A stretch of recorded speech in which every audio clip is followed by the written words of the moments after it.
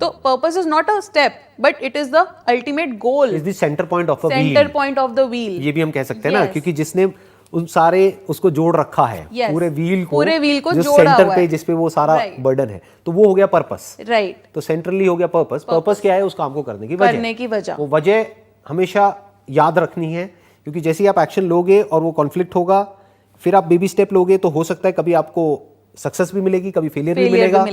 फिर जैसे ही सक्सेस मिले तो that means you are in the right direction.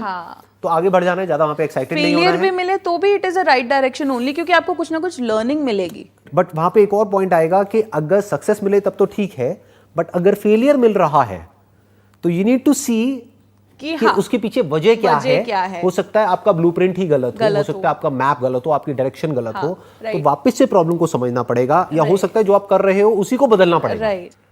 चाहे कुछ भी हो रहा है, आप आगे बढ़ते चले जा रहे हो, यानी कि you are in love with this whole idea of experimenting in life.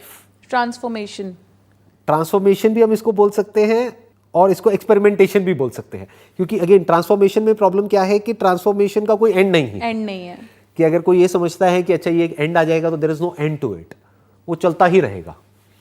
कभी भी ऐसा नहीं होगा कि ये कॉन्फ्लिक्ट खत्म हो जाएगा या ये इसमें से कोई भी ये स्टेप खत्म हो जाएगा। It's a never ending process. It's an ongoing. तो अगर कोई इसको एंजॉय करने लग जाए, इस पूरी गेम को, तो हम कह सकते हैं कि yes that person has arrived, in the sense कि अब वो आगे बढ़ता चला जा रहा है, लेकिन सक्सेस से भी उसको फर्क नहीं पड़ रहा है, फेलियर से भी नहीं पड़ रहा है। उसके लिए मेन इंपॉर्टेंट गोल क्या है लाइफ का? To discover all the possibilities of life, not just one aspect of life but all the possibilities of life.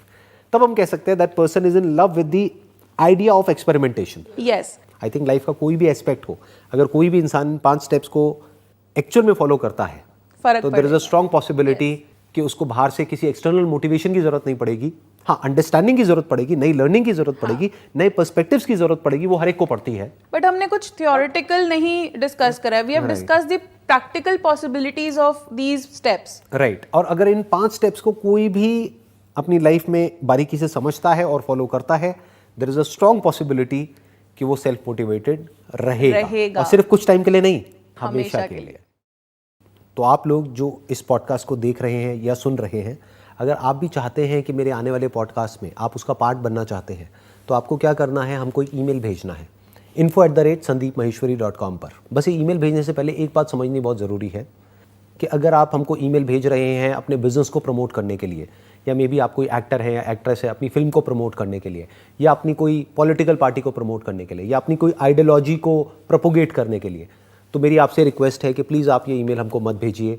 लेकिन अगर आप हमको ईमेल भेज रहे हैं अपनी जो नॉलेज है, अपना जो एक्सपीरियंस है, अपनी जो एक्सपर्टीज़ है, उसको शेयर करने के लिए, तो यू आर मोस्ट वेलकम। आप प्लीज़ हमको ईमेल भेजिए और हमारी टीम आपको कॉन्टैक्ट करेगी।